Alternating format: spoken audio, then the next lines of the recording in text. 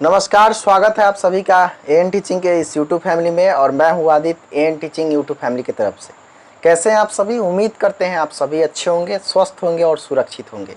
जैसा कि आप सभी को पता है, एसटीईटी री एग्ज़ाम को टारगेट करते हुए प्रत्येक दिन हम आपके सामने वीडियो ला रहे हैं।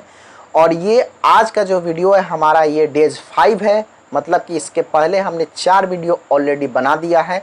अगर आपने उस वीडियो को नहीं देखा है तो सबसे पहले डिस्क्रिप्शन में लिंक दिया हुआ है, वहाँ पर जाइए और लिंक पर क्लिक करके पहले 4 दिन के वीडियो को देख लीजिए। उसके बाद आज ये 5वां दिन है और 5वें दिन भी हम आपके सामने उपस्थित हैं शिक्षण कला के टॉपिक को लेकर के। आपका अगर कोई भी डाउट है तो आप कमेंट बॉक्स में ज़रूर लिखिएगा। टीटी री एग्ज़ाम से संबंधित आप हमारे कमेंट बॉक्स में लिख सकते हैं। उसके बाद आप जब पूरे वीडियो को देख लीजिएगा तो उसके बाद आप अपना प्यारा सा कमेंट्स हमारे कमेंट्स बॉक्स में ज़रूर कीजिएगा, क्योंकि आपका कमेंट्स ही, आपका सकारात्मक कमेंट्स ही हमारी ऊर्जा है, हमारी ताकत है, हमारी अभिप्रेरणा है। इसीलिए आप कमेंट करना, सकारात्मक कमेंट करना ना भूलें। चलिए स्टार्ट करते हैं। तो आज का हमारा टॉपिक है प्रगतिशील शिक्षा के बारे में, जिसको हम लोग प्रोग्रेसिव एजुकेशन के नाम से भी जानते हैं। ठीक है, तो आज हम लोग जो पढ़ेंगे वो प्रोग्रेसिव एजुकेशन के बारे में ही पढ़ेंगे। इससे स्टेट में शिक्षण कला में सवाल रहते हैं और यहाँ से प्रश्न पूछे जाते हैं।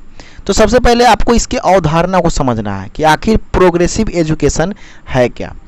तो देखिए, जैसा कि इसमें लिखा हुआ है, आपको दिख रहा होगा, अमेरिकी मनोवैज्ञानिक जॉन डेवी ने प्रगतिशील शिक्षा की अवधारणा में महत्वपूर्ण योगदान दिया था। अर्थात प्रोग्रेसिव एजुकेशन में जो सबसे ज़्यादा अपना योगदान देने वाले जो व्यक्ति थे वो थे जॉन डेवी, जो कि अमेरिका के रहने वाले थे। और इन्होंने कहा था कि प्रगतिशील शिक्षा के अंतर्गत में समस्या विधि, क्रियात्मक विधि, प्रोजेक्ट विधि आदि के प्रयोग किया जाता है और इससे समस्या समाधान और आलोचनात्मक चिंतन पर बल दिया जाता है। तो सबसे पहले आपको यह समझना है, देखिए प्रोग्रेसिव एजुकेशन जो है वह मूल रूप से आपको यह बातें समझना है कि कैसे हमारे लिए वह कारगर हुआ। तो जो पहले के ज़माने में जो जटिल शिक्षा थी, मतलब जो कॉम्प्लेक्स एजुकेशन या पारंपरिक शिक्षा जो कि पहले से चला आ रहा था, तो उनका एक पारंपरिक शिक्षा प्रणाली के विकल्प के रूप में उभर कर आया हमारा प्रगतिशील शिक्षा। इस शिक्षा प्रणाली को विकसित करने में सबसे ज़्यादा जो जोर दिए थे वो हमारे जॉन डेवी महोदय थे, जैसा कि हमने अभी आपको बताया। और विशेषकर इसमें जो योगदान होता है वो इसलिए होता है कि बच्चों का विकास हम कैसे करें, मतलब कि बच्चों का विकास कैसे कैसे किया जा सकता है। इसके अंतर्गत में बताया गया कि आप जो है समस्या विधि पर ज़्यादा जोर देंगे, क्रियात्मक विधि पर ज़्यादा जोर देंगे।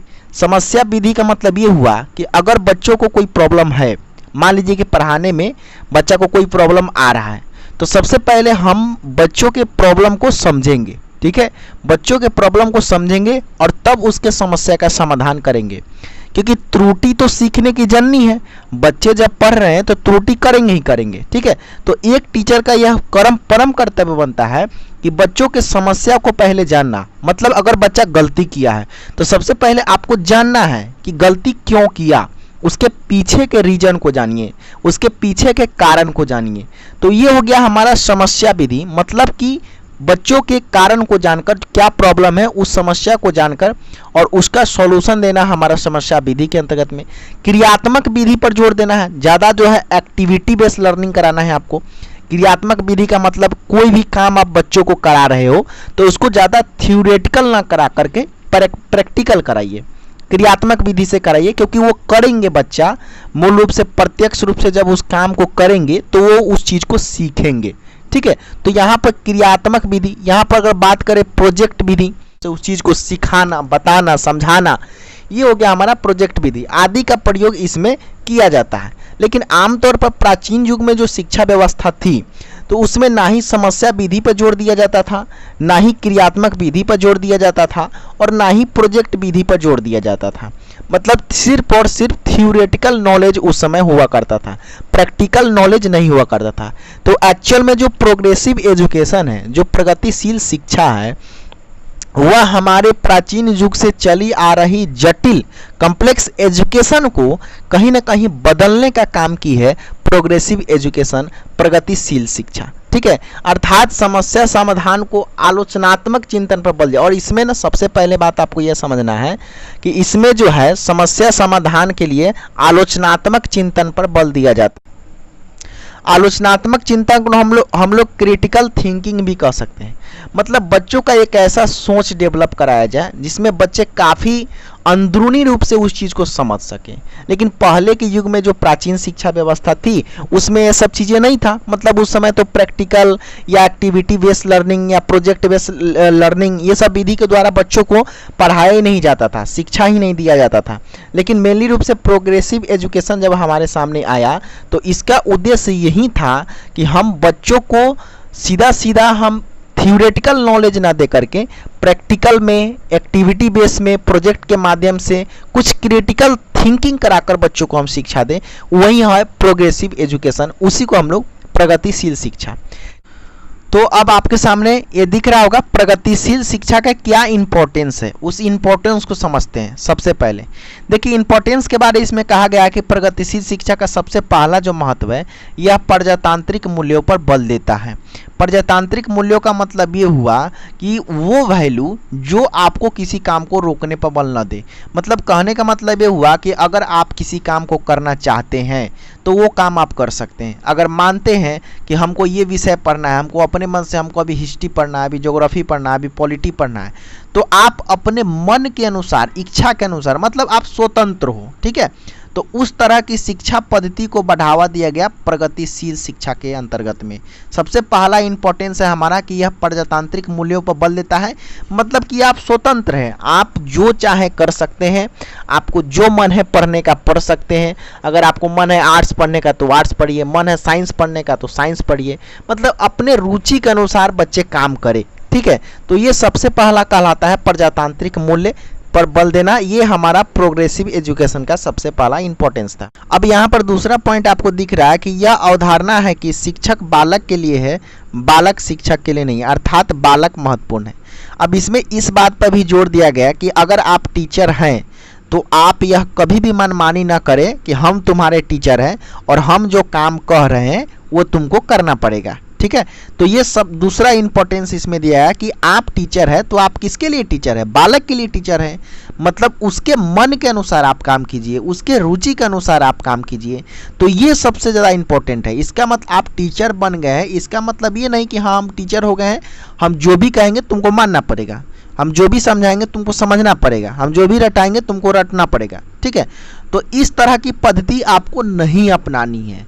प्रगतिशील शिक्षा में इस तरह का महत्व नहीं दिया गया, बल्कि उसमें यह कहा गया कि उसके अनुसार आपको काम करना है, आप उसके लिए हैं। ठीक है, इसका मतलब ये हुआ कि बालक जो है, बालक शिक्षक के लिए नहीं है, बल्कि शिक्षक जो है बालक के लिए। अर्थात टीचर जब आप हैं तो आप हैं किसके लिए, बालक के लिए है ऑब्वियसली। तो आपको उसके अनुसार काम करना होगा। अगर वह कहता है कि नहीं सर हम ये नहीं पढ़ेंगे, ये पढ़ेंगे, हमको इसमें पढ़ने का मन करता है या मन लगता है, इसमें हमको रुचि आता है, तो आप वही काम कीजिए जो बच्चा चाहता है, जिसमें वो रुचि लेता है। ठीक है, तो ये दूसरा इंपॉर्टेंस है। तीसरा इंपॉर्टेंस की बात यहाँ पर की गई है कि शिक्षक को भी महत्वपूर्ण स्थान दिया गया है क्योंकि वह सहयोगी कर्ता होता है। यहाँ पर आप ध्यान दीजिएगा। लेकिन ऐसा नहीं है कि इस एजुकेशन सिस्टम में शिक्षक को कोई जो है स्थान ही नहीं दिया गया है। शिक्षक को स्थान दिया गया है क्योंकि आपको कहा गया है कि जो बाल केंद्रीय शिक्षा जैसे हम पढ़ाए थे तो कहा गया है कि जो एजुकेशन सिस्टम होता है बाल केंद्रीय शिक्षा, सहयोगकर्ता जो होता है ना वो शिक्षक होता है।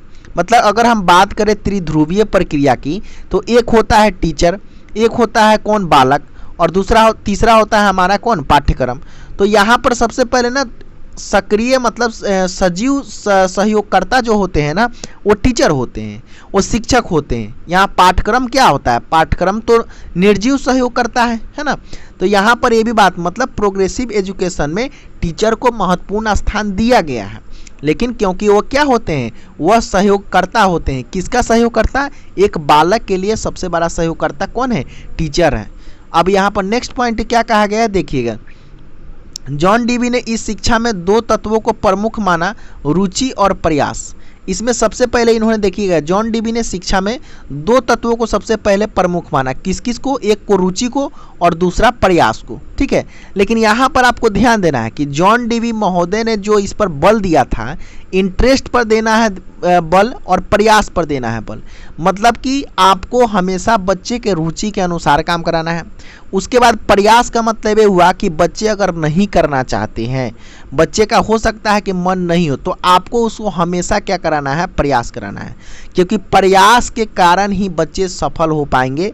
अगर आप एक टीचर हैं तो यह आपका परम कर्तव्य बनता है कि बच्चों को बार बार प्रयास करवाने की आदत डालें और उसे प्रयास तो आप खुद कर कर उसको पढ़ाएं भी, और उसके मन में, उसके जहन में, उसके दिमाग में ये भी बात डालें कि बेटा तुमको प्रयास करना है। प्रयास से सभी चीज़ें सफल हो जाती है। मोटिवेटेड बातें कहकर या आपको अभिप्रेरणा से संबंधित कुछ कहानियाँ, कविताएं कहकर और उसमें प्रयास करने की इच्छा शक्ति को बढ़ाइए। यह एक टीचर का परम कर्तव्य है, ठीक है। उसके बाद नेक्स्ट पॉइंट हमारा ये कहता है कि बालक को ऐसा काम दे जिससे उसके मानसिक क्रिया में गति आए। मतलब एक ऐसा वर्क दीजिए बच्चों को जिससे उसका क्या हो, मेंटल डेवलपमेंट हो, उसका मानसिक विकास हो। अब ऐसा काम न दे जो कोई बिल्कुल नीरस हो और जिसमें बच्चा का कोई दिमाग नहीं लगता हो, तो वैसा वर्क प्रोग्रेसिव एजुकेशन में नहीं देना है, क्योंकि इसका नाम ही है प्रोग्रेसिव एजुकेशन। मतलब आप ऐसा वर्क कराएं जिससे बच्चे में प्रोग्रेस आए, ठीक है। तो मानसिक क्रियाएं ऐसा हमको वर्क देना है जिसमें कहीं ना कहीं मानसिक क्रिया में गति आए, उसके जो है मेंटल डेवलपमेंट का भी विकास हो। प्रोग्रेसिव एजुकेशन में इस पर भी जोर दिया गया है। नेक्स्ट पॉइंट ये कहा गया है कि प्रगतिशील शिक्षा के अनुरूप ही शिक्षा को अनिवार्य व सार्वभौमिक बनाया जा सकता है। इसमें जॉन डीवी महोदय ने यह भी बात पर जोर दिया कि अगर प्रोग्रेसिव एजुकेशन, बच्चों को प्रोग्रेसिव एजुकेशन के द्वारा हम समाज में अगर पढ़ाना स्टार्ट करें, पठन पाठन की प्रक्रिया को अगर प्रारंभ करें, तो कहीं ना कहीं शिक्षा को हम इसके द्वारा अनिवार्य भी बच्चों के अंतर बना सकते हैं और सार्वभौमिक मतलब सबके पास शिक्षा जा भी सकता है, सार्वभौमिक बनाया जा सकता है। ऐसा सबको लगेगा कि हमारे लिए शिक्षा जरूरी है, हमारे लिए शिक्षा जरूरी है। तो इन सब चीज़ों पर जोर देने के लिए हमको कहीं ना कहीं प्रोग्रेसिव एजुकेशन को बढ़ावा देना होगा। ये बात आखिरकार किसने कहा, तो जॉन डीवी महोदय ने। नेक्स्ट पॉइंट यहाँ पर यह है कि इसका उद्देश्य, नेक्स्ट पॉइंट है इसका उद्देश्य बालक के व्यक्तित्व का विकास करना। देखिए इसका उद्देश्य जो होता है वो बालक के व्यक्तित्व का विकास करना, मतलब बच्चे का पर्सनालिटी डेवलपमेंट हो। देखिए शिक्षा का मेन उद्देश्य क्या होता है, शिक्षा का कतई यह मेन उद्देश्य नहीं होता है कि बच्चों को व्यवसाय के लिए पढ़ाना, बच्चों को जो है बिजनेस के लिए पढ़ाना, बच्चों को किसानी करने के लिए पढ़ाना, बच्चों को नौकरी देने के लिए पढ़ाना। यह है कि आपको समाज में कैसे जीना है, इस पर सबसे ज़्यादा निर्भर करता है हमारा शिक्षा का उद्देश्य। आप एक पढ़े लिखे होने के नाते आप खुद सोचिए, जब आपके समाज में जहाँ पर आप रहते होंगे तो एक अशिक्षित व्यक्ति और एक शिक्षित व्यक्ति, अशिक्षित व्यक्ति मात्र जो है, अशिक्षित व्यक्ति 1 लाख का मंथली कमाता होगा, ठीक है, मतलब उसका मंथली इनकम कम से कम 1 लाख रुपया होगा, और जो शिक्षित व्यक्ति है उसका मात्र 10,000 ही होगा। लेकिन दोनों में जो रहन सहन का ढंग है या जो बोलने का तरीका है, तौर है, वो चीज़ें आपको समझ में आ जाएगा। तो ये चीज़ें ना कहीं शिक्षित व्यक्ति होने के नाते एक शिक्षा जो है आपको समाज में कैसे जीवन जीना है, इस चीज़ के बारे में सिखाने का प्रयास करता है, ठीक है। तो इसीलिए यहाँ पर ऑल ओवर वही बात कहा गया है कि इसका उद्देश्य बालक के व्यक्तित्व का विकास करना होता है। बच्चों के पर्सनालिटी का डेवलपमेंट कैसे हो, इस पर ज़्यादा से ज़्यादा जोर दिया जाता है प्रोग्रेसिव एजुकेशन में। ऑल ओवर अगर हम लोग कुल मिलाकर बात करें तो प्रोग्रेसिव एजुकेशन एक ऐसा एजुकेशन सिस्टम है जो प्राचीन युग में जो हमारा जटिल शिक्षा प्रणाली था, जो कॉम्प्लेक्स शिक्षा प्रणाली था, उस चीज़ को कहीं ना कहीं नयापन लाने का काम किया है प्रोग्रेसिव एजुकेशन। पहले थ्योरेटिकल नॉलेज दिया जाता था, लेकिन अब जो है बच्चों को एक्टिविटी बेस से जोड़ करके, ठीक है, क्रियात्मक अधिगम से जोड़ करके और चीज़ों को जब सिखाया जा रहा है, तो ये कहीं ना कहीं प्रगतिशील शिक्षा का एक बहुत बड़ा योगदान है और जॉन डीवी का इसमें बहुत बड़ा योगदान है। तो ऑल ओवर हम बात यह समझ सकते हैं कि जो भी इसमें काम होगा उस चीज़ को ध्यान में रखकर करा जाता है कि बच्चा का इसमें प्रोग्रेस हो रहा है या नहीं हो रहा है। यही है प्रगतिशील शिक्षा। देखिए चीज़ों को आपको समझना है, रटना नहीं है। आपको समझना है कि आखिर ये पॉइंट क्या है, ये टॉपिक क्या है। ठीक है, शिक्षण में कभी भी क्वेश्चन लड़ता नहीं है जब तक आपको उसके अवधारणा जब तक आपको कंसेप्ट क्लियर नहीं होगा तब तक जो है आपको शिक्षण का सवाल नहीं बन पाएगा। इसीलिए उसके अंडरस्टैंडिंग, उस टॉपिक के अंडरस्टैंडिंग को डेवलप करना है अपने अंदर में, है ना। चलिए नेक्स्ट पॉइंट पर आते हैं हम लोग। नेक्स्ट पॉइंट देखिएगा, यहाँ पर लिखा गया है जैसे कि प्रगतिशील शिक्षा के विभिन्न प्रकार। कौन कौन से प्रकार है यहाँ पर समझिएगा। सबसे पहला जो प्रकार है वो हमारा मॉन्टेसरी शिक्षा है। प्रसिद्ध इटालियन डॉक्टर एवं शिक्षाविद मारिया मॉन्टेसरी द्वारा मॉन्टेसरी शिक्षा प्रणाली की नींव रखी गई, जिसके अंतर्गत बच्चों के विश्लेषण एवं पर्यवेक्षण पर बल दिया गया। उसने पर्यवेक्षण के आधार पर पाया कि बच्चे स्वयं सीखते हैं और शिक्षक केवल सीखने की प्रक्रिया बताते हैं तथा बच्चे के लिए स्वस्थ वातावरण का निर्माण करते हैं। यहाँ पर देखिए कुल मिलाकर रटना नहीं, आपको सीधा सीधा आपको यह समझना है कि प्रगतिशील शिक्षा का एक प्रकार है मॉन्टेसरी शिक्षा, जिसके जन्मदाता कौन है तो मारिया मॉन्टेसरी है, जो कहाँ के निवासी थे, इटालियन निवासी थे। इन्होंने छोटे छोटे बच्चों को कैसे पढ़ाया जाए, मॉन्टेसरी शिक्षा का मतलब नर्सरी वाला, है ना।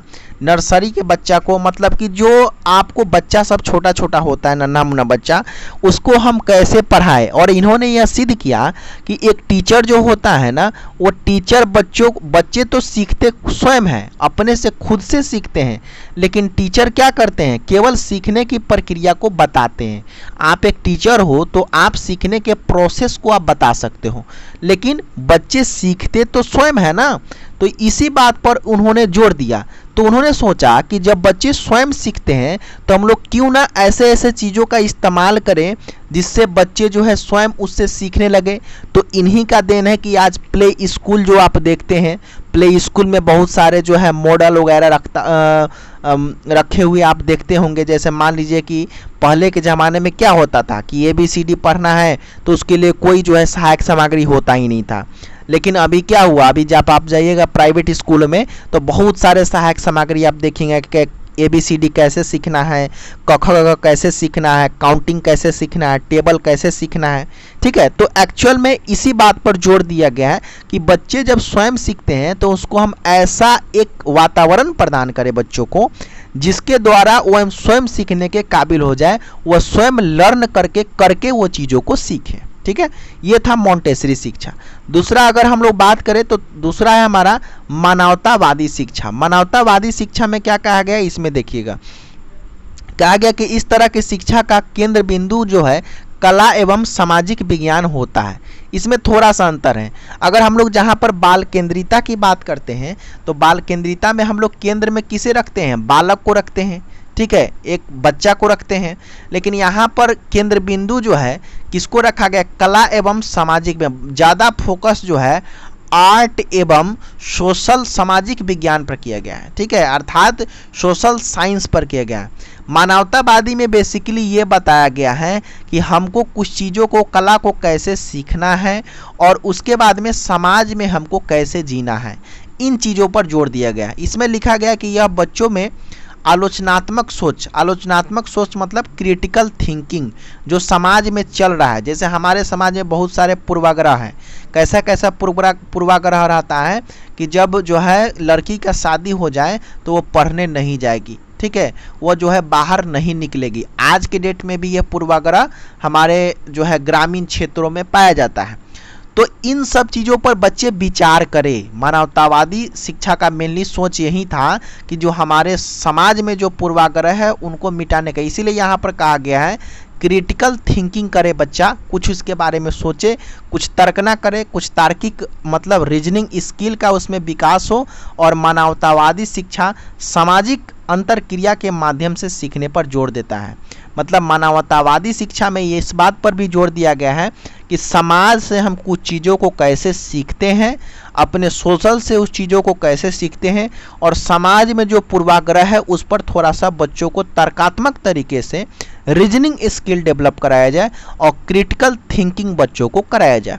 इस पर भी मानवतावादी शिक्षा जोर दिया। ठीक है, और तीसरा जो हमारे सामने आ गया वह आया संरचनावादी शिक्षा।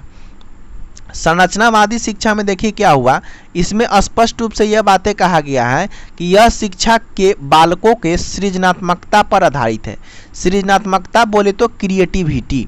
क्रिएटिविटी किसे कहते हैं, सबसे पहले आप समझ लीजिए। क्रिएटिविटी का मतलब ये होता है कि अगर सामान्य जो बालक कोई काम कर रहे हैं तो सामान्य बालक से, सामान्य व्यक्ति से कुछ अलग कर दिखाना ही क्रिएटिविटी कहलाता है, सृजनात्मकता कहलाता है। जैसे सपोज डेट, सिंपल सी भाषा में आप समझें कि आप स्कूल में जब प्रोजेक्ट देते हो, प्राइवेट स्कूल में देखते हैं ना, प्रोजेक्ट दिया जाता है कि थर्मोकोल पर ताजमहल बनाकर लाना है। ये मान लीजिए कि प्रोजेक्ट सारे बच्चों को मिला है। क्लास में 30 बच्चे हैं, 30 बच्चे में 20 बच्चे ऐसे थे जिनका लगभग थर्मोकोल पर जो उन्होंने ताजमहल बनाया था, जो डिजाइन है, जो शेप है, जो पेंटिंग करने का तरीका है, वो सब का लगभग सेम था। और उसके बाद में 8 बच्चे ऐसे थे जिनका थोड़ा सा इन 20 बच्चों से थोड़ा सा अलग था।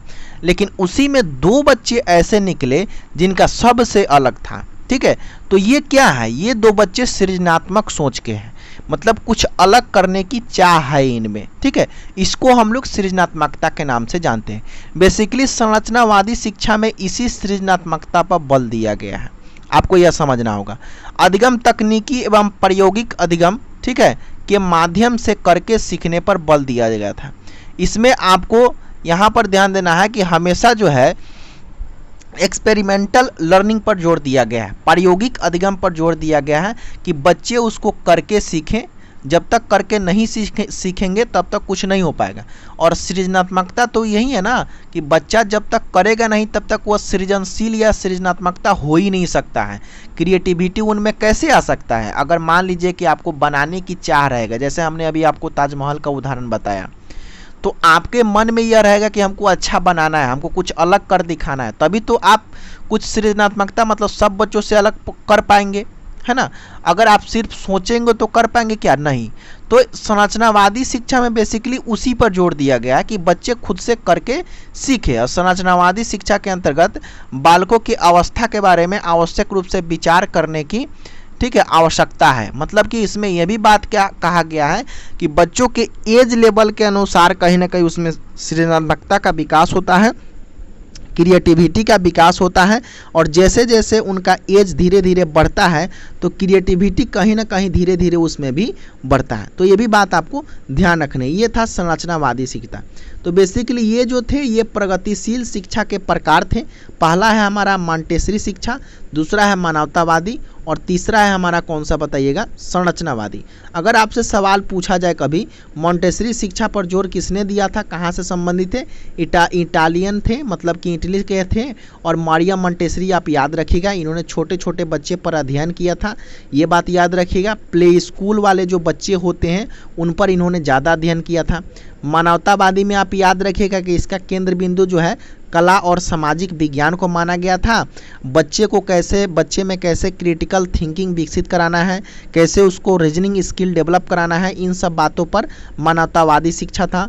और संरचनावादी शिक्षा के बारे में याद रखिएगा कि कहीं ना कहीं इसमें सृजनात्मकता पर बल दिया गया, क्रिएटिविटी पर बल दिया गया, उसके बाद में एक्सपेरिमेंटल लर्निंग पर बल दिया गया, प्रायोगिक अधिगम पर इसमें बल दिया गया है। ठीक है, तो बेसिकली आपको करना क्या है कि आपको इसके अंडरस्टैंडिंग को डेवलप कर लेना है अपने दिमाग में कि मॉन्टेसरी क्या था, मानवतावादी क्या था और संरचनावादी शिक्षा क्या था। उसके बाद में प्रोग्रेसिव एजुकेशन क्या था, प्रोग्रेसिव एजुकेशन में क्या क्या बातें थी और प्रोग्रेसिव एजुकेशन का क्या महत्व है, क्या इंपॉर्टेंस है। इन सब चीज़ों को आप याद रखेंगे तो आपसे जो भी प्रगतिशील शिक्षा से संबंधित या प्रगतिशील शिक्षा के प्रकार के बारे में अगर कोई भी प्रश्न आपके सामने आता है तो आप निश्चित रूप से आप उसे बना पाएंगे। ठीक है, तो उम्मीद करते हैं आज का ये वीडियो आपको पसंद आया होगा।